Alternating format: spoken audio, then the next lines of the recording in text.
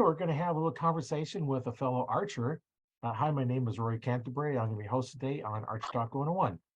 And we're going to have a little interview. We're going to talk to Tyler Rice and see what his journey is and get some insights from him on his archery. Welcome to the show. Hi, how you guys doing? So, Tyler, I'll let you go ahead and introduce yourself and let everybody know how you got started in archery and maybe even why you got started. Okay, my name is Tyler Rice. I'm from Ohio. I used to watch my Uncle Bill shoot 5 spots, and I used to go up there with him when I was young. And when I was 8 years old, he started teaching me how to shoot a bow, and I just fell in love with it. And at 10 years old, I started shooting tournaments. I started getting into shooting 30 tournaments, and I fell in love with it more. And I just kept on taking it farther and farther and shooting archery.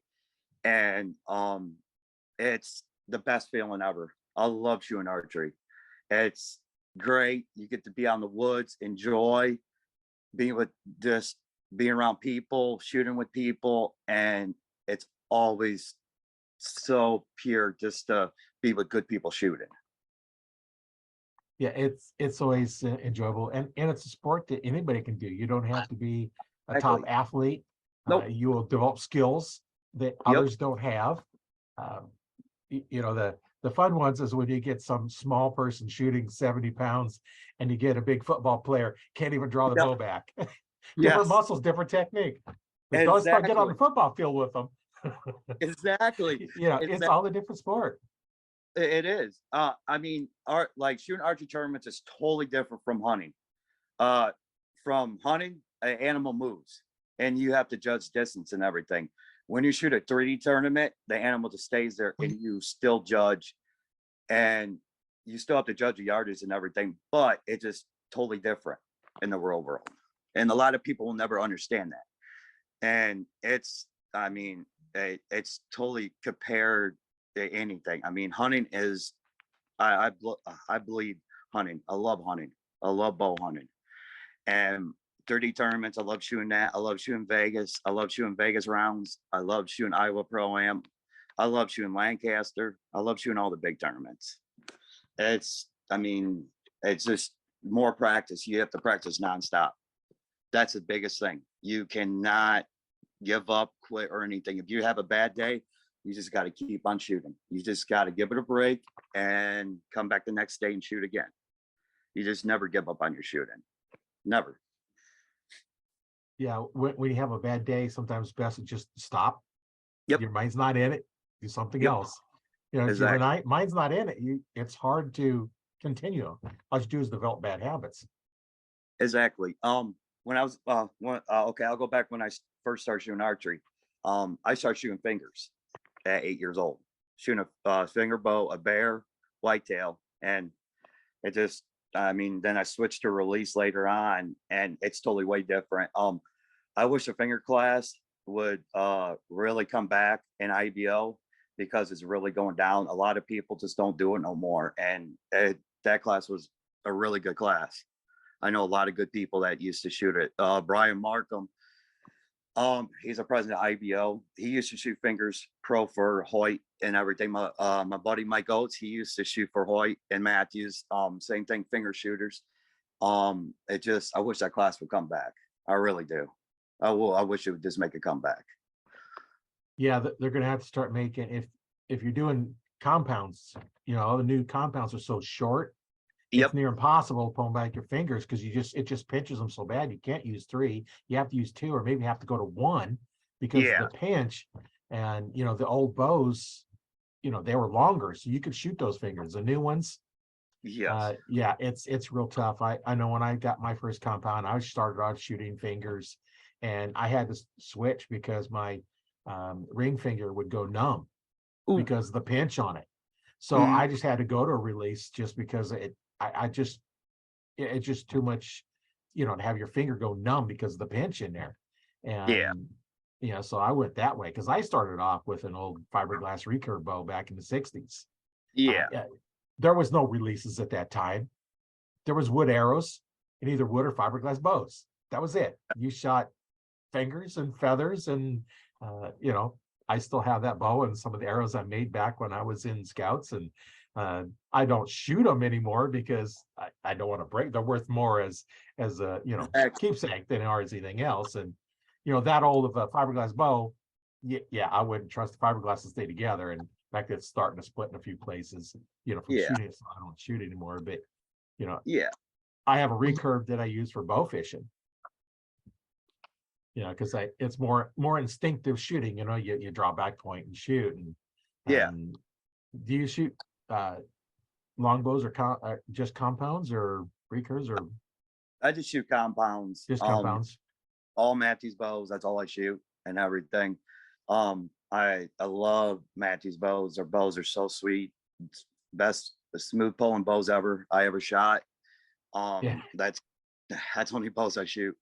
But when I first started, I had a bear whitetail. So I mean, that was a good bow back then too. I mean, this was back, oh my God. I was born in 83, so probably about 91, 92. Yeah. It's just, I mean, a lot of things has changed on bows back then till now. I mean, the bows are faster, way different. Like tournament bows are way different than anything else. The only thing, the tournament bows are worth a lot more money than hunting bows, which hunting bows, I'm blown away how much they cost. But every bow company makes a good bow. It's whatever you like. It's whatever makes you feel comfortable. That's easy for you to pull back and what you like to shoot. And that's why I always tell people when they want to pick a bow, go to the shop, shoot every bow there is, and pick out which one you like. That's why I always tell people. Yeah, and that's the same thing. When I had my shop, I was a PSC dealer. Mhm. I couldn't be a Matthews dealer because you can only be within, you know, 50 miles, and there was a PSC dealer in Yeah, Omaha where I had my shop. So, but I sold PSC, and then, you know, I stocked the low end PSC because I was a pro shop. I could stock the high end ones, and you know, I'd go through and um, pretty much anybody come in with an open mind, I could get them into a PSC because they're just a matter of how they fit. exactly. Hoyt's a little bit different. You know, Hoyt shooters, I had tough getting them out of them into my PSC, but you know, they're all. I started my first high end bow was Matthews, I think Q2. Oh, the Yeah, Q2s are really good bows. I mean, them bows are old. Them bows could shoot. I mean, I have seen a lot of people that will shoot old bows, like old tournament bows, and still win tournaments. It's so nuts.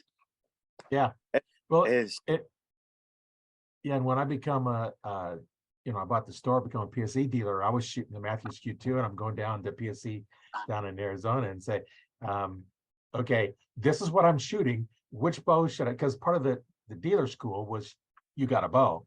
I was like, Mm, which one should I shoot that is going to be equivalent to this? And I got one, and yeah, it was really good bow, and I did sell in my Matthews because I'm not going to shoot a PSC, you know, shoot a Matthews when I'm a PSC dealer. Um, exactly. you know, and one of the things too is, you know, the left-handers are the ones that can be a little disadvantaged. It I is. so There was my store, there was two other stores that were really big in the immediate Omaha area, and then there was a few other ones around the area. I sold more left-handed bows than the rest of them all of them put together. I mean, left-handed bows. It is hard to find a left-handed bow. I mean, it is so hard to find a company that makes left-handed bows, and a lot of companies don't make a left-handed bow. I know Matthews Right. does. I know White does. I know PSC does. Elite does. Prime. It's hard. Like I got a couple buddies that they shoot left-handed too, and they're like, Tyler, I have a hard time finding the bow. I'm like, I get it. It's just a lot of people shoot right-handed, and there's not a lot of lefties out there. There's not. Yeah. And I sold more of them because I stocked them. Exactly. Most of the pro shops wouldn't stock left-handed bows or even go to the big box ones. They don't stock many left-handed bows. They're just mostly right-handed bows. And you know, as a right-hander, would you want to go shoot a left-handed bow to see if how you like it? It's going to shoot totally different. Yeah, it's gonna shoot totally different. You know, being right-handed, I have shot left-handed bows, you know, just teaching. And you know, as I'm teaching, because I'm also an archery instructor, you know, Yes. I actually prefer to teach a left-handed person because now I can do my normal stance and they can just look at it. You know, but I've done it so long that get a right hander, I just stand, I just do it in reverse. It's no big deal. And when I do pick up a left-handed bow, it's like I know everything I'm teaching, I just reverse it, because I've done it so much. And it, Exactly. and Exactly. yeah, and that's something that I started putting together as an online coaching program where you can get together and learn. I got some videos for you, and then I offer a 15-minute consultation call, a free one. If anybody's thinking about getting into it, see if coaching can help. And one of the things that you know I may or may not be able to help, won't know until we get on the call. And Exactly. I say when I learned back in the 90s how to shoot with back tension release and become an instructor and everything else, it was mostly just VCRs. You VCR record you and then watch it back, and it wasn't near as good. But now with the phones, just take your normal phone, and Exactly. the resolution is so good. It And is. It's so much easier. I right, mean, yeah, I mean, there's so many apps like you can use on your phone to help with archery and everything, but also it's nice that people like you that would sit down and have a consultation call with people and help other people out and everything. Like I like giving back to the community. I like teaching kids how to shoot archery because it's a biggest thing. And it's a good thing to teach kids how to shoot archery because it keeps the kids off the street and off away from drugs and everything. And it gets them out to enjoy stuff. It gets them out to shoot a bow, go hunting and go do stuff, go fishing. I mean, it's amazing how you could just teach a kid about archery. And there's so many things you could teach a kid about archery. And always the pros and masters, we will never figure out how to beat archery. Never. It's hard. It is really hard. yeah, yeah, it's it's amazing how when you're teaching somebody that all of a sudden the light goes on and it's like, oh, I got it now. And they finally, feel what that good shot feels like, and then they can start repeating it and repeating it. And next thing you know, you're going along. And um, that's the fun part. Now, Yeah. have you had a coach helping you out then? No, I never had a coach. No, it just my uncle Bill taught me when I was younger how to shoot, and I just kind of just listened to him, and I just kind of took it farther and farther shooting. I just kind of learned everything on my own after he taught me how to shoot, Yeah. and I Well, love. you had somebody teach you. Yeah, Yeah. The hard part is just pick it up and just start flinging arrows and going from yes, there. So exactly. now, are you on the pro staff for Matthews? Yes, Okay. Uh, what all does that entail? I mean, you have to shoot Vegas, Lancaster, ASAs, IBOs. You have to shoot all them tournaments and everything. That's in a contract and everything. That's what you have to do. You have to shoot all these big tournaments. You cannot skip out or anything because like you have to prove to them that you're going to win these tournaments, and it's hard. And it's Right. hard. The class I shoot semi-pro, and it's really hard because Oh, you're with the top guys. You shoot with same course as Levi Morgan, Chance Buford, Dan McCarthy, all them guys, and it's sweet just to be around them guys shooting, and they are the best people ever, and they would help you out with anything, anything in the world. If you have a problem, if you're just having a bad day and you're just doing something wrong, they would sit there and help you, and that's what I like about them. They help out with anything. I mean, everybody makes mistakes. I have made mistakes. Yes, I shoot semi-pro, and I still make mistakes sometimes. It just yeah. that goes. Yeah, I know that, it's one thing, when you're shooting with somebody, you're shooting against them, but yet they're rooting for you as well. And I know Exactly. when I shoot on my 3D rig, I have my instructor's patch on there so that, somebody has something, they can ask me. I don't go around and say, hey, I can fix your form, which I can fix most people's because I've done Yeah, it for so long. But, exactly. there's always something.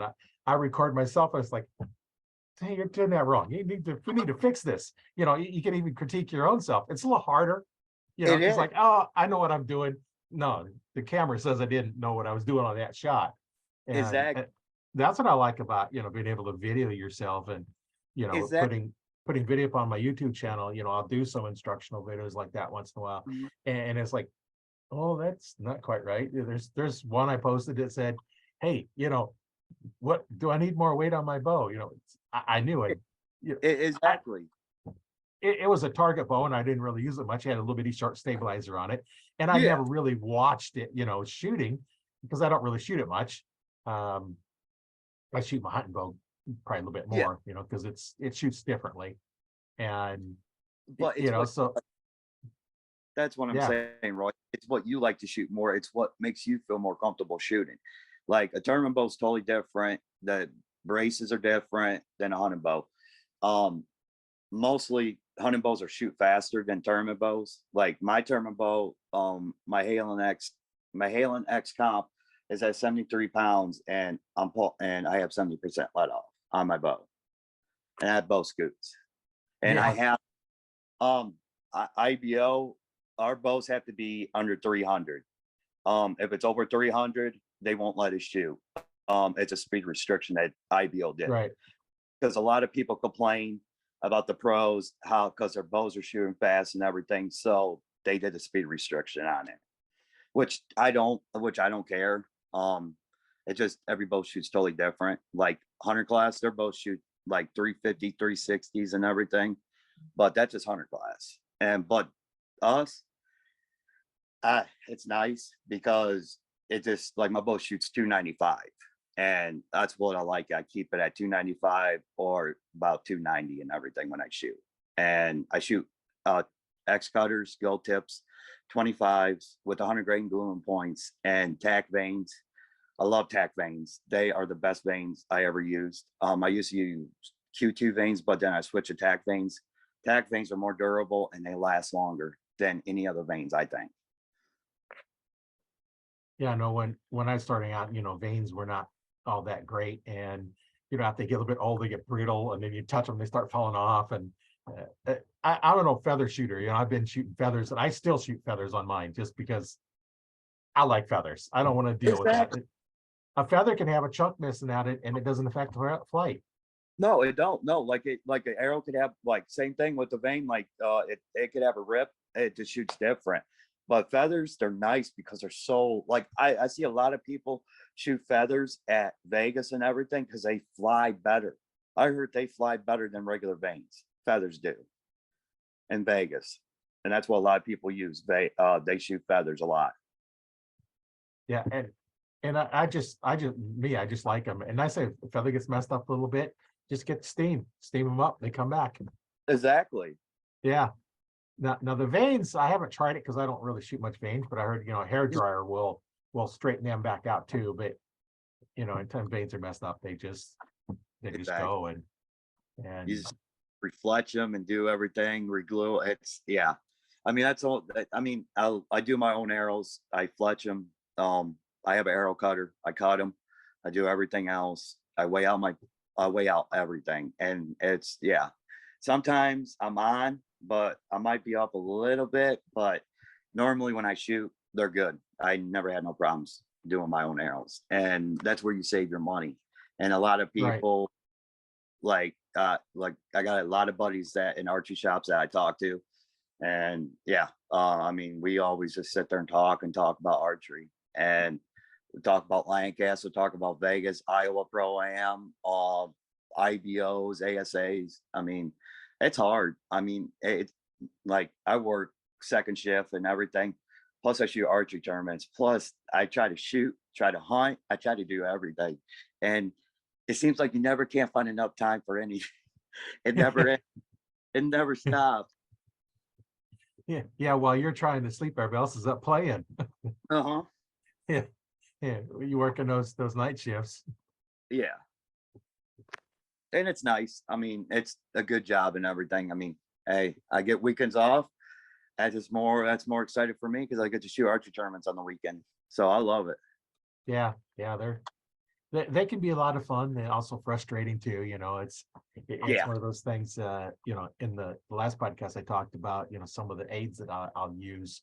If my form is going bad, and one of them that I used is I have a string that's my draw length, and it looks around my thumb, and then as I shoot, If that Mhm. string hangs up on my thumb, my technique's off. Yeah. Because that hand should go straight to your target. If it doesn't, it hangs up.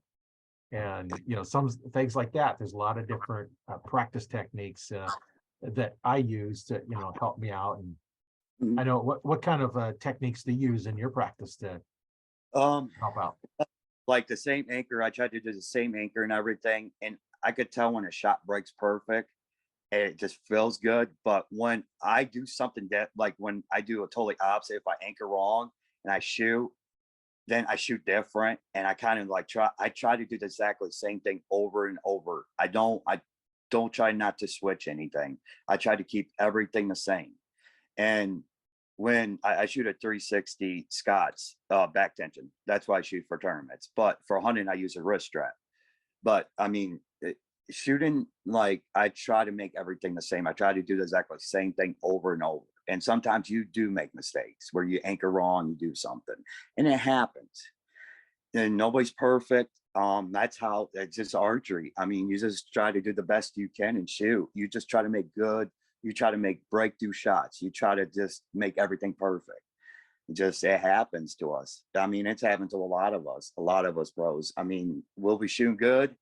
Then next shot, boom, we'll do something different and it'll just shoot different. We're like, what did we just do? But we try to fix that quickly.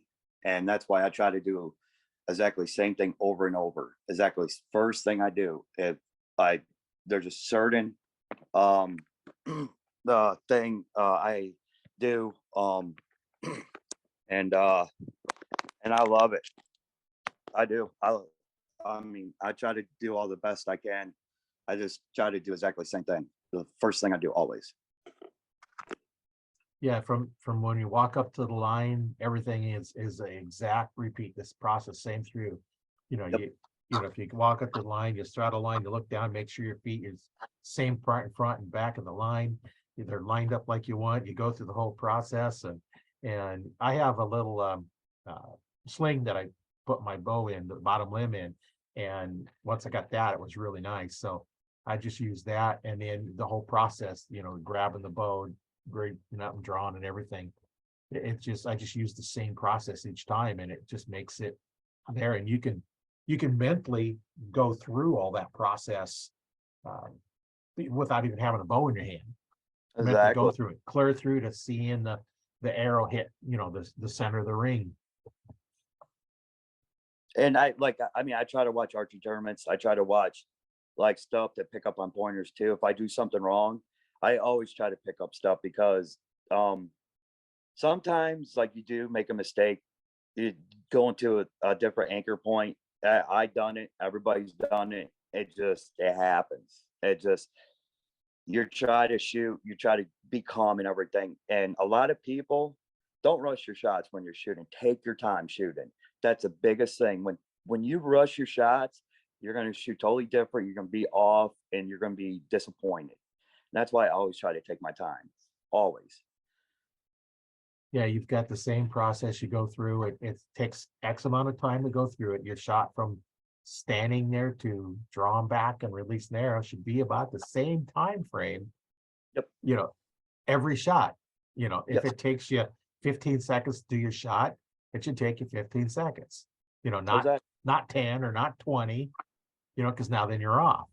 And I've done that. You've probably done it as well. You draw back and you start pulling. It's like it's not going off. You got to let down, start over because something's not right. Exactly. Maybe grip is off. The hand is wrong. I use a Carter chocolate addiction that I hunt Okay. with. It's a handheld one. Yeah. I have a wrist strap that I use when it gets really cold. Here in Gotcha. Nebraska, winter, the November, December can get cold, and I don't Oh want to yeah. grab with my bare hand that cold aluminum. So I keep the wrist strap on for that because I can have more of my fingers covered up. I just need the index Yeah. finger out then. And I got to Yeah. have the joint between the index finger and the thumb. I need to have that open where I can feel it because if you can't feel the trigger, you Exactly. you can't shoot. You don't know what's going to go off. Exactly. You might just accidentally put too much pressure on it, drawing it back and smack yourself in the mouth. Done that. I've done that a million times. I have done it. get the full draw, get settled in my anchor, everything goes good. Boom, I pump myself right in the mouth, right in the nose start bleeding. I'm like, okay. I just calmed down. I'm like, okay, let's do this again. I just keep on doing it. And I mean, it takes a lot of time to practice to get real. It takes a lot of practice. And I try to tell people, I mean, it doesn't happen overnight. You have to shoot constantly. You have to shoot Right. a lot to be good and everything. I mean, like Levi, Dan McCar, all them guys, they shoot nonstop. They like once season's over, they're still shooting. They're still shooting a tournament bows. They're hunting too. I mean, they're just like us. They're just regular people. And I try to shoot most I can. Last weekend I shot over 200 arrows in 2 days. I try to watch what I do because I don't want to ruin my shoulder and damage Right. it. So I try to watch, but it's kind of hard. It's kind of hard when you make bad shots and you still keep on shooting, then you're like, you get more frustrated. And I'm just like, okay, I just need this to walk away to stop. But sometimes Yeah. but Yeah. I've done that where I went down to the range and I shot 5 arrows and it wasn't working and I just quit. Talked to a few people, went back home. And I was looking yep, forward to go down shooting and I went down. It's like, something's not working right. And then it's like quit because I don't want to get bad habits. And yeah, you're right. You have to, and that's the biggest thing. You have to walk away from it. And I have watched people where they just keep on shooting. I'm like, you're just make digging a bigger hole and shooting. right. That's why I always try to walk away, but sometimes I don't because you just get more frustrated. You get like you're like, what is going on? And you're still shooting, and you're trying to do exactly the same thing. And you're like, something that's not right. You're right. You feel something when you release, and you're just like, that shot didn't break right, and that's the biggest thing. When your shots don't break right, it's a headache, and that's why it's an ultimate test of archery. I mean, archery is the it's it's it's a love game and a hate game always. I mean, shooting 30 tournaments. I mean, you could be standing at your stake and your target be 47 yards and you put 45 on it and you hit low and you're just in your center like, what's that just do? I'm like, it's a mental game. And a lot of people try a lot of people don't get that. Only people that shoot archery tournaments and everything that hunt too, they'll get that. It's the hard. It's hard to be shoot really good and win these tournaments. I mean, it's really hard. I mean, nobody's perfect. You just try to go out there and do the best you can, and that's all you could do. Right. Yeah, I know when I first started it, I was hoping I could come home with any arrows left. You know, and then you get where it's like, okay, now my challenge, I want to use the same arrow through every target.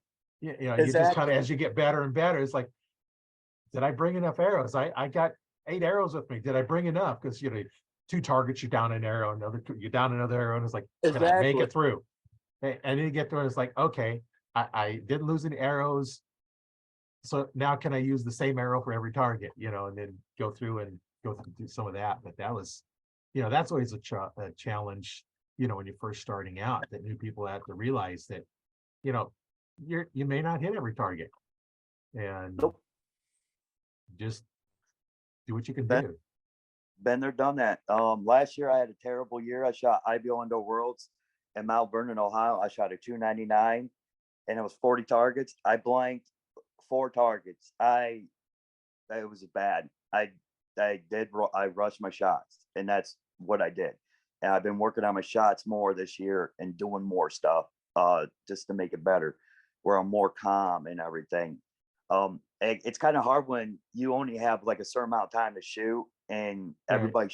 you're standing, and everybody's standing right beside you, and everybody's bow's going off, and you're still at full draw, and you're trying to just calm down, anchor, and everything. Yeah, it makes it hard, but I try to do the best I can. Yeah. So what struggles did you have when you first started out in archery that you had to kind of overcome? Missing targets, just doing different anchor points, trying to get comfortable with the bow. I try to like grip the bow wrong. I try to torque it wrong when I was young. Then once I start getting older, I start like watching more videos on how to hold the bow and everything where I don't torque it, and I just start learning from there. And I mean, my uncle Bill's taught me too how to shoot, how to don't torque a bow, because that's the biggest thing. If you torque a bow, you're going to shoot totally different. Your anchor points Right. going to be different and everything. And I tell Yeah. you what, I owe everything to my uncle Bill. He has taught me so much. He's taught me how to hunt, how to fish, how to shoot bows, everything. He's the best uncle I ever had in my life. Sounds like you have a good guy in there to get you started. Yes, I have a good family. They love to hunt and everything too. A really good family. So what kind of struggles are you have now that you're still working through? This uh not trying to rush my shots. Sometimes I'll rush my shots, and I just try to be more calm and try to work through that. And that's what I try to do. I try to work through it more than anything. I'll sit there, I'll go to full draw, I'll take a deep breath, just calm down, and I'll just slowly release my breath, and I'll just release. And it seems like I shoot a lot better when I do that. Other times I would just pull it back, aim, and just shoot, and just was being stupid. And now I'm more in control of my shooting, what I'm doing now, and I love it. And that's the biggest thing. You got to be more in control of what you're shooting than anything else. So you have others in your family that shoot archery as well, besides your uncle that got you started. Yep. Yes. My cousins, they shoot bows. They don't shoot tournaments. They just bow hunt. I'm the only one that shoots tournaments. They don't like shooting against me. They get happy because I'll sit there, I'll hit their arrows and everything, and they're like, "I'm done shooting with you." I'm like, fine. But I Yeah, mean, they're good hunters too. They kill. My family's killed a lot of big whitetails in Ohio. Really good family. that's always a good thing Yes. when you have a family that you can hunt with, and it just makes it a lot nicer. And get your kids out there. And I know I Yes. started my kids out when they were 5, 6 years old, shooting bows. Those are like a 5-pound recurve or a compound bow, only 5 pounds. So they couldn't shoot very far away, and take them to 3D tournaments. And I'd get them up close enough they could hit it. And of course, the arrows aren't going to stick because they're not the real pointy ones. And, Yeah. kind of the safety tips on them. And if they hit the animal, I counted it, it didn't have to stick. For us, it has to stick because then I'd be able to see Yeah. where it's at. But for them, Yes. if they just hit it anywhere, I counted it as at least the Exactly. minimum score. And Yes. get them out there and have a um, lot of Great fun memory. just being out there. Yeah. I mean, it's the best memories being with your family and being with your friends and being with your just shooting. Just it's the best thing ever. And it's just hunting, just like you get to share with your family, like when you help them go track a deer, when you do stuff, help them drag it. It's best thing ever. That's more important than anything else than me killing a big deer. I mean, I'd rather be with my family watching them kill deer than me killing a giant. That's just me. Right. Family, Yeah. it's just family is more important, because one of these days you're not going to have your family. You're not going to have your uncles or anything or your aunts. And that's why you try to spend all your time with your family and everything. Yeah, that's important to be around people that have the same like mind, and like doing the same stuff you do. And it's much more enjoyable that way, to go out. I know with one friend of mine, we used to go to 3D shoots, and we were kind of pretty much equally matched. And the whole thing was who gets to give it and who has to take it for the next week till the next tournament. That was the whole thing. It's like, okay, I outshot him this time, next week he outshot me, and you just kind of go back and forth. And it's you help them out, and they shoot, and it's like, oh, okay, he undershot that. I know how he judges. I'm going to shoot a little higher than him. Exactly. I But mean, like us with my friends, like we always like, okay, the other, like the one that shoots a low score, they have to buy lunch, and that's how we normally do it. So it's kind of good. So I win, or else my buddies win, or else I'll lose and everything. But it's just the best thing to have a little bet like that. It makes things good. It just makes things funny and everything too, and it's just a good camaraderie with being with good friends. Yeah, it didn't matter if we were the bottom two in the ranking. It Exactly. just, or the top two. It didn't matter where we were at in the ranking. We was just shooting against each other, just to have fun. And Exactly. that's a lot of the fun part of it. And See, like me, I like when I go to tournaments. Uh, I shoot for fun. I try not to let anything get in my head because I'm there to shoot for fun and to have fun. I don't care what I score. I don't. Before I used to. Now I just don't. It makes things so much easier when you just shoot for fun and just have fun. When you say, okay, I got to be top three and everything, it don't work like that. It don't, because that's all you think at top of your head, and you're just gonna shoot like crap too. And that's why I just go out and shoot and have fun each tournament. I don't care what place I get. I don't. It's just having fun, enjoying what you love to do, and that's the best thing. When you enjoy archery, it keep it. I mean, it's an obsession, and it's the best feeling ever when you love shooting archery. When you get into archery, you're gonna fall in love with it quick. It's seriously right. When you hit your first bullseye, oh my, it's on. It changes so quick, and you just start getting more into it, more. Keep on driving, and the drive is the biggest thing. When you have the drive to shoot archery, it's the best feeling ever. And I like to see kids like that. I like seeing people like that with the drive, with obsession with it. I mean, it's the best feeling ever. It is. Yeah, and then especially when you're out there shooting, you're shooting single spots, you get your first Robin Hood. Yeah, Yes. that's always exciting. I know my son got one when he was pretty young, and I've got probably half a dozen or better of them, and yeah, probably a bit more than that. But I try not to shoot single spots anymore. See, that's my thing. Same thing. I mean, I'll start grouping arrows. Then I'll shoot again. I'll hit an arrow. I'm like, crap. I'm like, yep, I just Robin Hood arrow. And I walk up, yep, arrow sticking. I'm like, well, there goes $15 arrow right there. I'm like, okay. Then Yeah, I know. that's what When I had my shop, I had a guy come in, and generally, new archers never shot before. I'm going to put them in the lower end bows. exactly. You know, most of them don't know the difference between the low end and high end because their skill's not there to notice a difference. And Exactly. the same thing with stabilizers. I used to tell them, it's like, okay, put this one on, the cheap one for, this has been 20 years ago now, but put on this $10 one and put this $30. Can you tell the difference? No, buy the cheaper one. Exactly. Yeah, That's what I'm saying. I mean, stabilizers, I mean, okay, like the more expensive stabilizers, like longer stabilizers, yes, they help your bow out when you're like in class, like big classes and everything. But if you're just shooting a hunter class or you're just hunting, shorter stabilizers do exactly the same thing as a longer stabilizer, always. yeah. Well, I think in the 100 class, in like a 12-inch limit or something like that, at least it was last time I checked, on Yes, yeah. stabilizers. You couldn't use a long one in hunter class. And Well, that's all I shot was either, the hunter class or one like mhm, that. I didn't shoot the old ones because I'm actually shooting the hunting bow at the 3D tournaments. This is the bow I exactly. hunt with. And I I'm mean, that's shooting how at I hunting weight. exactly. I mean, that's why I started off shooting as hunter class. Well, cub, then then went up from there. But I mean, hunter class is a big class. It's a huge class, and a lot of Right. people shoot in hunter class, and it's 0 to 35 yards as a max, and it's yeah. I mean, I used to do that, and it's fun, and it's so much fun shooting them hunter classes. You get to meet people, you get to have fun.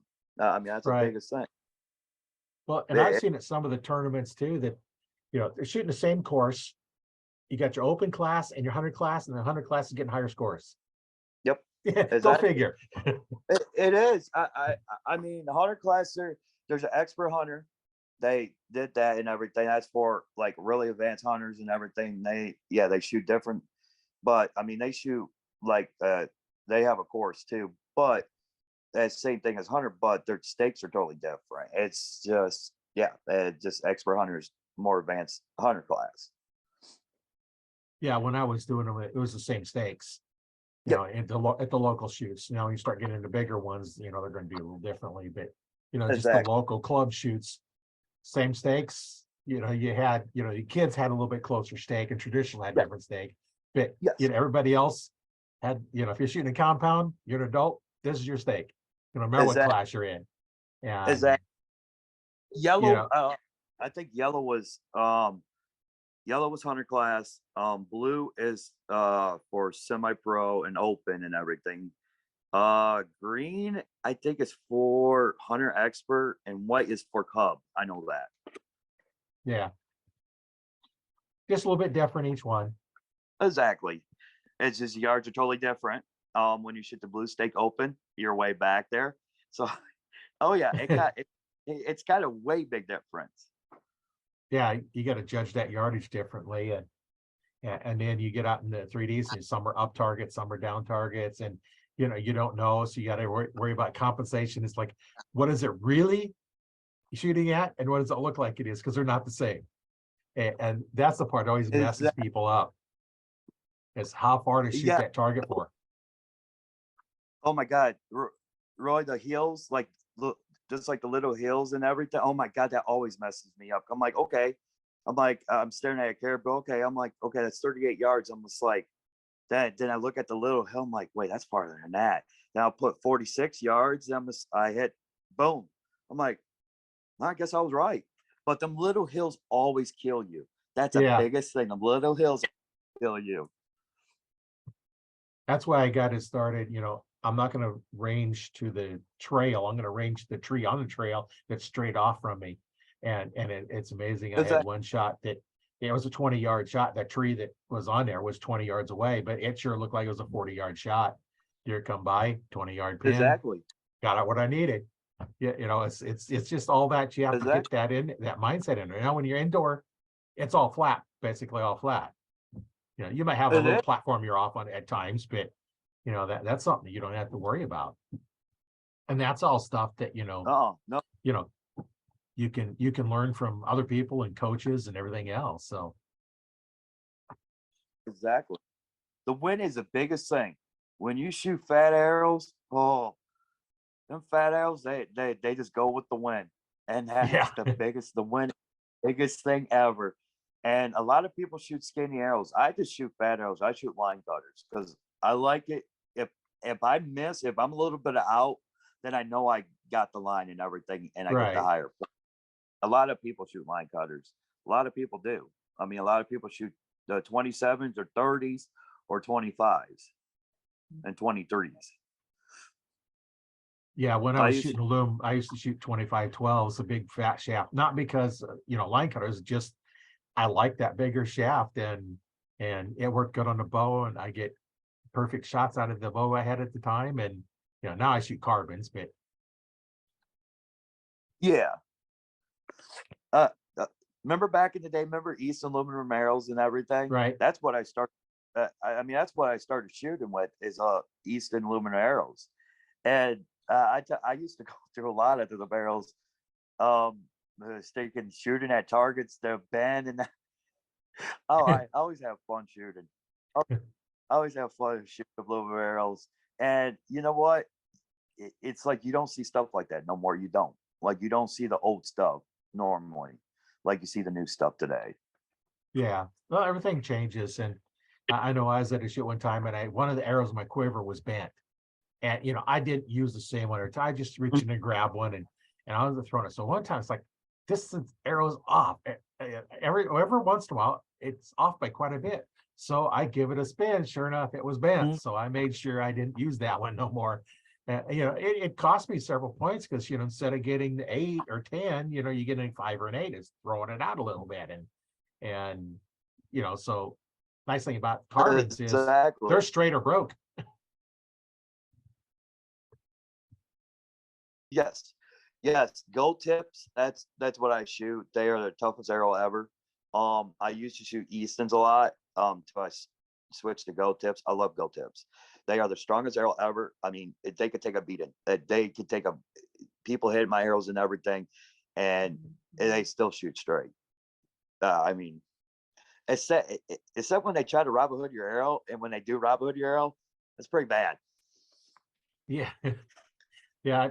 I shoot PSE arrows when I was a dealer. That's what I had. Of course, I had a lot of PSE arrows, and they're pretty good. And I took one night I was inside the range. I was shooting one of my broadheads at broadhead target, and I completely missed it and hit the concrete block wall. Now, I was shooting a muzzy. The muzzy broadhead was sticking in the concrete block. And the shaft was laid on the ground. So I reached out and pulled it out. The insert had cracked in half, and it only cracked the shaft back about an inch. That's all the shaft got destroyed. Oh, wow. I was able to cut the shaft down for my kid to use because he used a lot shorter arrow, and I still had that broadhead. Didn't even hurt the broadhead. Oh, that's how tough muzzies are. Muzzies are good broad. Muzzies are good broadheads. I'll tell you that. They're bad to the bone. Muzzies are really good broad. And I've had some bones that it was bad too. Well, I bet. Everybody shoots Rage and all these expandables and everything. Muzzies is good broadhead. They're old broadhead. They're an old broadhead company, and a lot of people still use them these days. I still use them. I still do. I still use muzzies. Now, I still love muzzies. Well, and I found that I'll tell you. I started off with a 4-blade. Now I'm down to 3-blade 100 grain, and I've been shooting that for decades. But I found the best way to do that is you put them in. There's a little U-bar thing that you can put on a little coned washer, a little rubber O-ring, and then you can tune your arrows so that they fly right where you want them to. But I found the starting plate is to 3 fletching and 3 blades, line them up so they're exactly even. And then start there, and you can tighten them up a little bit, loosen them up, and it'll actually change that impact point on that arrow. And so I set mine up so I can shoot X's with my broadheads. Exactly. I mean, just like Roger Ragland, he shoots muzzies, and he's killed a lot of giant whitetails shooting muzzies. MX4s, MX3s. I mean, muzzies back in the day, that's all people used was muzzies because they're bad to the bone, and they are bone crushers. They go through bones and everything, and they're still sharp, always. Yeah, I've had this year. Yeah, I had one time I shot and my string hit my arm before I knew what was going on and knew to shoot the proper draw length. I was shooting too long, and it sent that arrow back through the back hip and just shattered the thigh bone. And when you can get that kind of stuff, it's good arrow, a good broadhead and good arrow set up.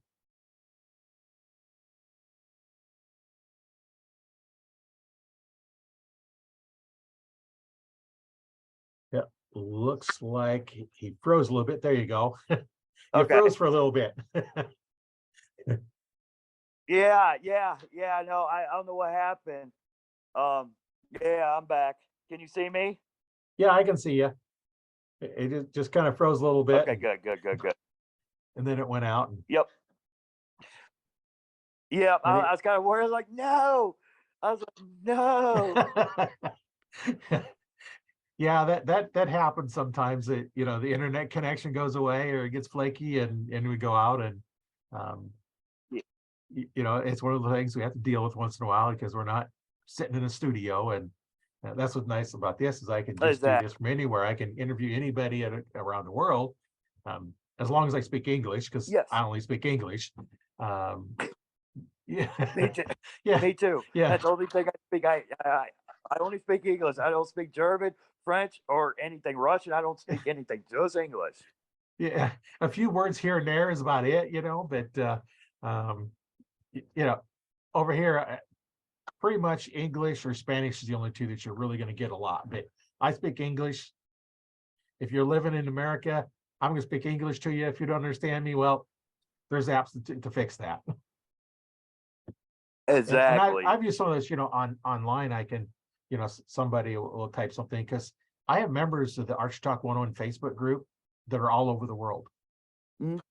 There's there's Yes. uh, there's there's people from countries I have to Google map it to figure out where they're at, because I never heard of Yes. the country, little bitty country or little village or something, and I don't know where they're at. So I'll look at it. It's just all over the world, and it's a world sport. And I've talked to a few people over there, and unfortunately we can't get them on podcast because they don't speak English good enough to do it. But we can communicate by text, because well, one guy did it, and it was in there, so I knew which language it was.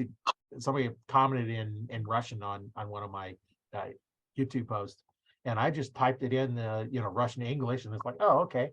So then I typed my response in English and put the Russian translation in there, so I talked back to him. You know, Good. That's pretty cool. so and that's just all free tools that you can use. So we can communicate with people around the world, and we're all archers, and it's a worldwide Exactly. family of archers. Archery is so big around like all states, all countries, and everything. Archery is the biggest thing, and it's the best that you could talk to people from around the world and everything. Always. And it's 64,000 years old. Yeah. What sport has been around for 64,000 years? Not that Archery, many, just archery. Exactly. throwing spears. They still do that sometimes, but Exactly. Yeah. yeah, Tim Wells does. He throws spears at animals and everything, but a lot of people don't do that. Archery is the oldest thing. Longbows. I mean, just like Robin Hood. I mean, back then that's what they used as longbows, right. and they used feathered vanes and everything, and they killed animals and everything with it. But they didn't have the poundage back then what they used to, but they still killed animals with it. Well, and a lot of them too, some of the old ones, they were really heavy, great weight bows. So you had to really work out in order to be able to draw them back, because to get that distance, there wasn't any Yes. speed. The compounds now, you can get a lot Yeah. of speed, and you don't have to have Oh the my. weight. No, you don't. You could shoot 45 pounds or 50 and still shoot high speed and everything and still kill Right, deer. right, 45 pounds. 45 pounds is here in Ohio as low as that they let people shoot their bows.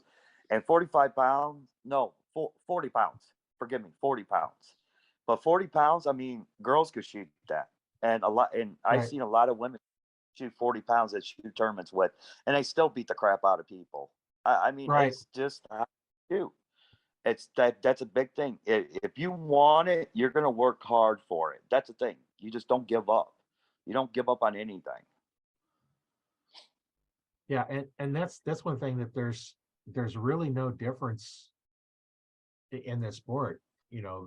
Although we do have men's and women's divisions, but there's no reason why you couldn't have mixed divisions, because it's just all skill, your technique. You might have to Is lob that it a little bit more than somebody else, but still, if you're outside in the wind, the slower bows are going to be a little bit more affected by the wind, because it spends more time in the wind. is that Um, but other than that, is that so that's always a nice thing that we can do that. And yes. one of the things I do, just kind of a little closing thoughts here, is for those interested in joining the Archery Talk 101 Facebook group, I'll leave a link in the description for the podcast, and you can click on that link, go there. And I'll also leave a link for the form to fill out for your free 15-minute consultation call. So make sure you fill that out if you'd like to see if art coaching is for you. It may or may not be, we don't know until we get on the call and talk. So that's some of the things that I offer to people that listen to the podcast clear to the end, is, you can get some advantages there. And I know in the Facebook group, we don't allow anybody posting any links. The only links that we allow is to like tournaments. So if you're going to, if your club has a tournament, you can post that there. But we don't allow anything there, and it's a place for people to talk about archery. If you're having a problem, you can ask it. Like some of the problems that you've had, or if you're in there, somebody has a problem, you may have an answer for it. something you've struggled with, and it's just all helping anybody. And like I always say, the only dumb question yet is the one you haven't asked yet. Because if you ask it, it's a problem. It's something you're concerned about. And my thoughts on archery is it's a stick with a string flinging another stick. So whether you're shooting compound bows, you're shooting crossbows, longbows, recurves, it's all archery. Or if you took a fiberglass and made your own, or a PVC pipe, I've seen some make bows out of that. It's still archery, and there's no discrimination against what type of bow you're using. And crossbows are really good for people that are starting out, don't have the time to practice. How good can you get with a crossbow in a short period of time? Good. They're not as much practice. Yeah. You've got your crossbows are easiest and quickest, then you got your compounds, and then you got your recurves, then longbows. And depends on how much time you want to spend. Exactly. I mean, that's the biggest thing. You gotta have patience in shooting. You gotta enjoy it shooting. You gotta enjoy shooting. Don't let things bother you. Don't get frustrated over anything. I mean, that's where I used to, when I was younger, I used to get frustrated because I didn't make a good shot. I always get mad, and I'll just, it was stupid to me when I was younger. But now, if I make a bad shot, I just move on to the next target and just shoot. I just don't let things bother me like I used to. You can't take that last shot back. You have to worry about the next one. Oh, yeah. Exactly. And I tell you what, it's beautiful to take kids, learn them how to shoot archery, and take them hunting, and just watch them shoot their first deer. It's the best feeling ever. That's just the way I am. I like teaching kids how to shoot. I like take them out hunting and let them enjoy experience of them shooting a deer. It's the best feeling ever. That's Right. more important thing too.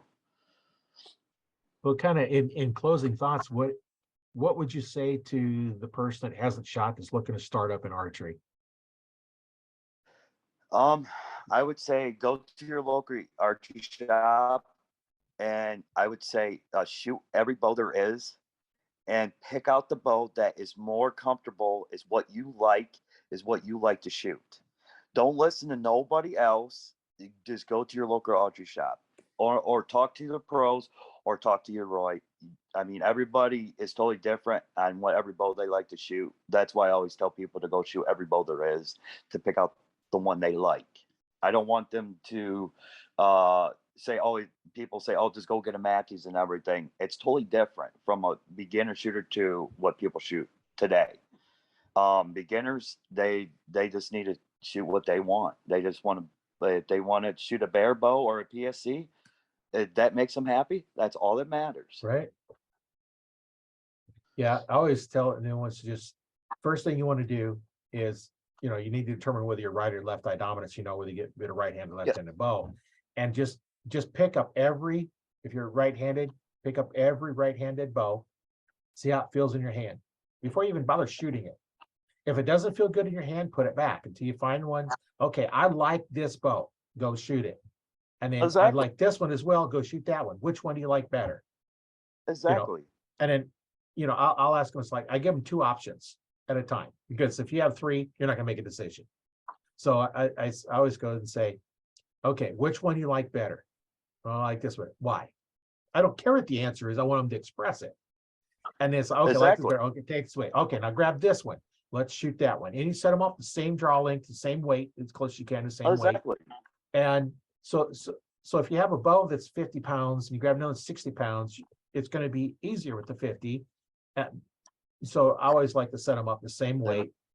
And then, okay, between these two, which one you like better and why? Until finally get down to like, this is the one that you want. This is the one you picked out of all of them that we have that you can pick from.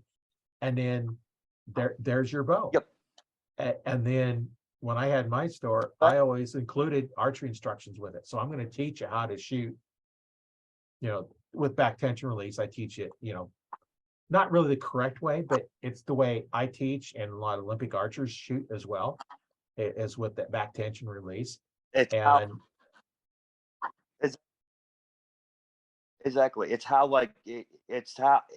what you learn how to shoot a back tension release too. Right. That's what I'm saying. And it's how what you it's correctly, and just like you're saying with Olympics, yes. I mean, shooting a back tension, it's totally way different than a wrist strap. I mean, I have punched myself so many times. First time shooting a back tension, I was 15 years old, and I punched myself so many times in the face. And you just try to learn from it the best you can. But sometimes it's hard because it breaks. Like you get the full jaw and it'll break. You're like, okay, what did this do? And you always, that's the biggest thing. You move it, it's going to break. So you just have to Right. keep it tight on the pressure when you get to your anchor and everything. I learned a lot of hard times. I have a lot of bloody nose, a lot of bloody lips, and black eyes and everything. Yeah. Well, the hinge releases are definitely not a beginner's release. And even the handheld No, releases that have the thumb release are not beginner's releases. You want to nope, start out with the trigger so you can put that finger behind the trigger. As you're drawn back, you can't accidentally pull it. And then as you get better, and see, some people say that you don't anchor in the same spot when you have a handheld as opposed to a strap. I do. All my stuff is that my hand position can be different between drawn back and then with the hand turned over. But I use a kisser button corner of my mouth, I have my nose okay, on the tip of the string, and I have the peep. So if those three line up, I don't care what my hand does. If those three are lined up, my hand can be in any exactly, position because it doesn't matter because I have those 3 points of reference is always the same. So I'm able to shoot the same no matter which one of the releases I have. And I haven't shot a exactly. hinge type too often, which is only back tension release, only to fire it. But you have to really Yeah, learn how to draw them back with them so you don't break them over. Because in a little turn, like with the handhelds, you can exactly, shake your thumb off of it. You can put your hand in any position you want when you're drawing. It's not till you put your finger on it, your thumb on it, exactly, it's gonna go off. So, exactly. but yeah, there's a Exactly. lot of different I ones should that have known. Is that I should have nose button. You know what that is, Roy? yeah, Josh yeah. Ballard.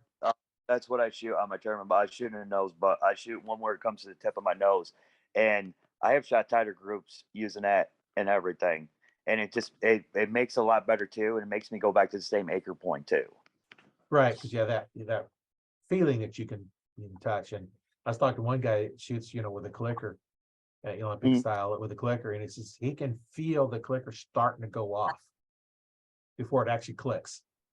So he's Yes, drawn back and he's so in tune with the bow and everything's going on that as you draw back and it gets to that breaking point, everybody else's clicker's going off. You're not listening for yours to go off, you're feeling yours go off. And that's something exactly, that you can get in tune by shooting a lot and have somebody help you exactly, out with learning all those skills. That's the thing is you got to have somebody that can exactly. help you teach them, that knows them and knows how to teach them. And I started out, you know, learning myself, and in the '70s when I got my first compound bow, and it was in the '90s when I finally learned a better way of shooting. Not really the correct way, it's just the better way. And I found after teaching that, and Yes, I also taught martial arts for about 20 years, and I've combined the two together. And yes, one of the things I ask all my students when they were starting out and just learning, I ask them if they have any martial arts experience. And if they say no, then it's like, okay, I go on. If it is, then I can just teach them, okay, think of a heel palm strike. That's your pressure yep, point on pushing your bow. And you're gonna do the same thing with it. Just exactly, they already know that technique, and yes, I don't have to go into there. So because I've combined them into there, it's most efficient use of force is directly to the target, through the target.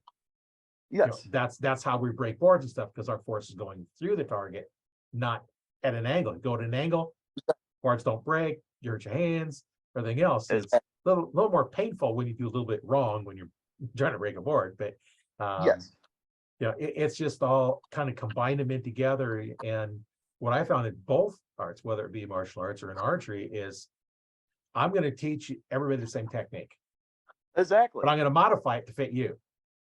exactly, And that's where I've done that many, many times is like, okay, you're not getting this, something's wrong, reset, different way, different approach, same technique, but different approach to get there. And next thing you know, it's like, okay, it's clicking with them. And that's some of the things that I've learned over the 25 years of teaching archery. exactly.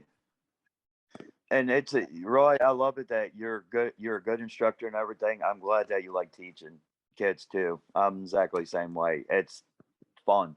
It's fun teaching kids how to shoot. It's the best feeling ever. And when they, just like you're saying, when they shoot a bullseye or anything, it makes the things 10 times better because you're like, I taught that kid how to shoot, and look how he's shooting. He's shooting really good. Right. My goal is always teach them to shoot better than I can shoot. Exactly.